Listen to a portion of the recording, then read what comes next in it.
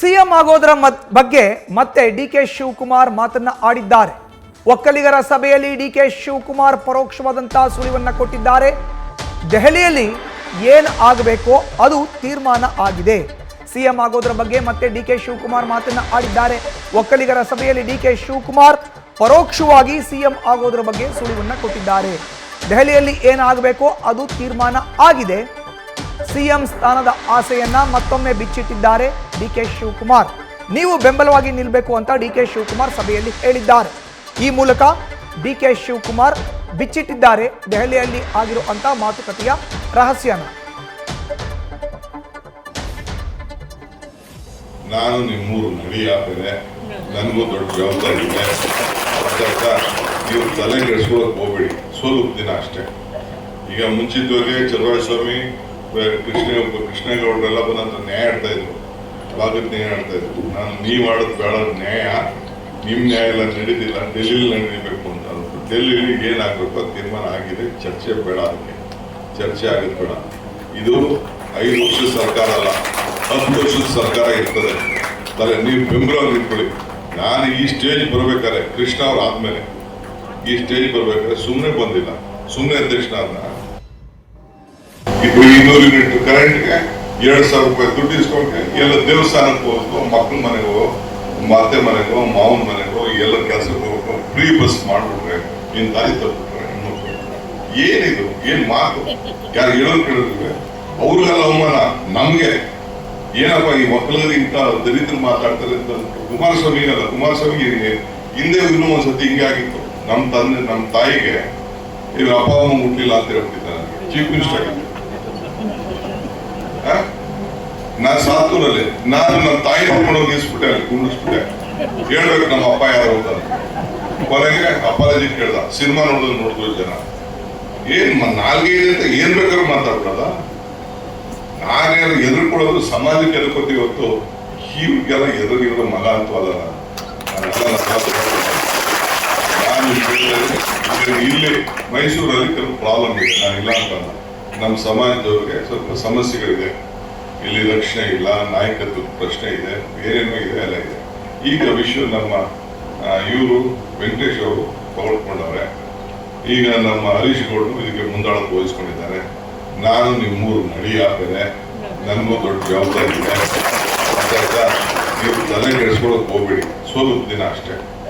ಈಗ ಮುಂಚಿತವಾಗಿ ಚಲುವರಾಯಸ್ವಾಮಿ ಕೃಷ್ಣೇಗೌಡರೆಲ್ಲ ಬಂದಂತ ನ್ಯಾಯ ಆಡ್ತಾ ಇದ್ರು, ಭಾಗದ ನ್ಯಾಯ ಆಡ್ತಾ ಇದ್ರು. ನಾನು ನೀವು ಆಡೋದು ಬೇಡ, ನ್ಯಾಯ ನಿಮ್ಮ ನ್ಯಾಯ ಎಲ್ಲ ನಡೀತಿಲ್ಲ, ಡೆಲ್ಲಿಲಿ ನಡೀಬೇಕು ಅಂತ.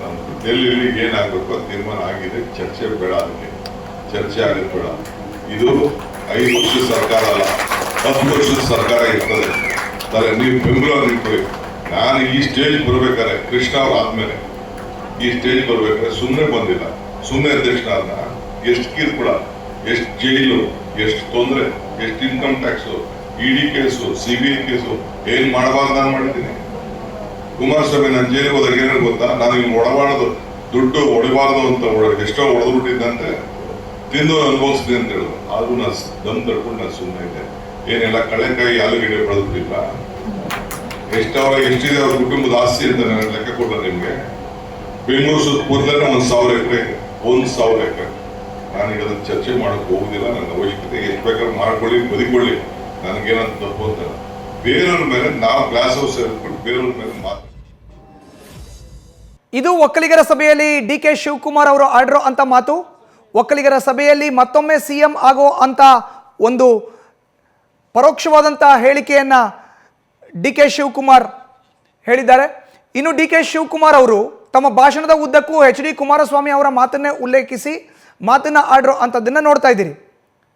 ನೇರವಾಗಿ ಡಿಕೆ ಶಿವಕುಮಾರ್ ಅವರು ಸಿಎಂ ಆಗೋ ಅಂತ ಒಂದು ಆಸೆಯನ್ನ ಬಿಚ್ಚಿಟ್ಟಿದ್ದಾರೆ, ತಮ್ಮ ಕನಸನ್ನ. ಹಳೆ ಮೈಸೂರು ಭಾಗದಲ್ಲಿ ಒಂದಷ್ಟು ಅಸಮಾಧಾನಗಳು ಇದೆ, ಅದು ನಿಜ ಅನ್ನೋದನ್ನು ಕೂಡ ಡಿಕೆ ಶಿವಕುಮಾರ್ ಹೇಳಿದ್ದಾರೆ. ಹೆಚ್ಚಿನ ಮಾಹಿತಿಯನ್ನು ನೀಡ್ತಾರೆ ನಮ್ಮ ಪ್ರತಿನಿಧಿ ಹರೀಶ್, ನೇರ ಸಂಪರ್ಕಕ್ಕೆ ಜಾಯ್ನ್ ಆಗಿದ್ದಾರೆ. ಹರೀಶ್, ಒಂದು ಕಡೆ ಡಿಕೆ ಶಿವಕುಮಾರ್ ಹೇಳ್ತಾರೆ, ನಾನು ಈ ಸ್ಥಾನಕ್ಕೆ ಬರಕ್ಕೆ ಸುಮ್ಮನೆ ಆಗಿಲ್ಲ, ಕೃಷ್ಣ ಅವರ ಬಳಿಕ ಬಂದಿದ್ದೇನೆ. ಆದರೆ HD ಕುಮಾರಸ್ವಾಮಿ ಅವರು ಆಡ್ತಾ ಇರುವಂಥ ಮಾತು ಸರಿ ಇಲ್ಲ ಅಂತ. ನೇರವಾಗಿ ಒಂದ್ ಕಡೆ ಸಿಎಂ ಆಗುವಂತ ಆಸೆ, ಮತ್ತೊಂದು ಕಡೆ HD ಕುಮಾರಸ್ವಾಮಿ ವಿರುದ್ಧ ವಾಗ್ದಾಳಿ. ಹರೀಶ್, ಖಂಡಿತವಾಗಿ, ಯಾಕಂತಂದರೆ ಡಿ.ಕೆ ಶಿವಕುಮಾರ್ ಸರ್ಕಾರ ರಚನೆ ಆದಂಥ ದಿನದಿಂದಲೂ ಕೂಡ CM ಸ್ಥಾನದ ಕನಸನ್ನು ಕೂಡ ಆಗಾಗ್ಗೆ ವ್ಯಕ್ತಪಡಿಸ್ತಾ ಬರ್ತಾ ಇದ್ದಾರೆ. ಪಕ್ಷದ ವೇದಿಕೆ ಅಥವಾ ಬೇರೆ ಬೇರೆ ಸಂದರ್ಭಗಳಲ್ಲಿ ಅದರಲ್ಲೂ ಕೂಡ ತಮ್ಮದೇ ಸಮುದಾಯದ ವೇದಿಕೆಗಳಲ್ಲಿ ನೇರವಾಗಿ CM ಕನಸನ್ನು ಬಿಚ್ಚಿಡುವಂಥ ಒಂದು ಪ್ರಯತ್ನ ಮಾಡಿದ್ದಾರೆ. ಸೊ ಈಗ ಕೂಡ ಲೋಕಸಭಾ ಚುನಾವಣೆ ಸಂದರ್ಭದಲ್ಲೂ ಕೂಡ ಡಿ.ಕೆ ಶಿವಕುಮಾರ್ ಅವರು ದೆಹಲಿಯಲ್ಲಿ ಏನು ಆಗಬೇಕೋ ಅದೆಲ್ಲವೂ ಆಗುತ್ತೆ ಅನ್ನುವಂಥ ಮಾತನ್ನು ಹೇಳುವ ಮೂಲಕ ಮುಂದೆ ನಾನು CM ಆಗ್ತೀನಿ ಅನ್ನುವಂತಹ ಪರೋಕ್ಷವಾದಂಥ ಸುಳಿವು ಕೊಟ್ರ ಅನ್ನುವಂಥ ಮಾತುಗಳು ಕೂಡ ಈಗ ಕೇಳಿ ಬರ್ತಾ ಇರುವಂಥದ್ದು. ಯಾಕಂತಂದರೆ ಒಕ್ಕಲಿಗ ಸಮುದಾಯದ ಸಭೆಗಳಲ್ಲಿ ಈ ಹಿಂದೆ ವಿಧಾನಸಭೆ ಚುನಾವಣೆ ಸಂದರ್ಭದಲ್ಲಿ ನನಗೆ ಪೆನ್ನು ಪೇಪರ್ ಕೊಡಿ, ನನಗೊಂದು ಅವಕಾಶ ಬೇಕಾಗಿದೆ, ಈ SM ಕೃಷ್ಣ ಅವ್ರು ಕೊಟ್ಟರೆ ನಂತರ ನನಗೆ ಬೇಕಾಗಿದೆ, ಈಗ ನನಗೊಂದು ಅವಕಾಶ ಬರ್ತಿದೆ ಅನ್ನುವಂಥ ಮಾತನ್ನು ಹೇಳ್ತಿದ್ರು. ಈಗಾಗಲೇ ಕುಮಾರಸ್ವಾಮಿ ಅವರು 2 ಬಾರಿ ಮುಖ್ಯಮಂತ್ರಿ ಆಗಿದ್ದಾರೆ ಅನ್ನುವಂಥ ಮಾತನ್ನು ಪದೇ ಪದೇ ಆ ಸಂದರ್ಭದಲ್ಲಿ ವ್ಯಕ್ತಪಡಿಸಿದ್ರು. ಅದೆಲ್ಲವೂ ಕೂಡ ಒಕ್ಕಲಿಗ ಮತಗಳನ್ನು ಸೆಳೆಯುವಂಥ ಒಂದು ತಂತ್ರದ ಭಾಗವಾಗಿ ಅನ್ನುವಂಥದ್ದು ಕೂಡ ಆಗ ಚರ್ಚೆ ಆಗ್ತಿತ್ತು.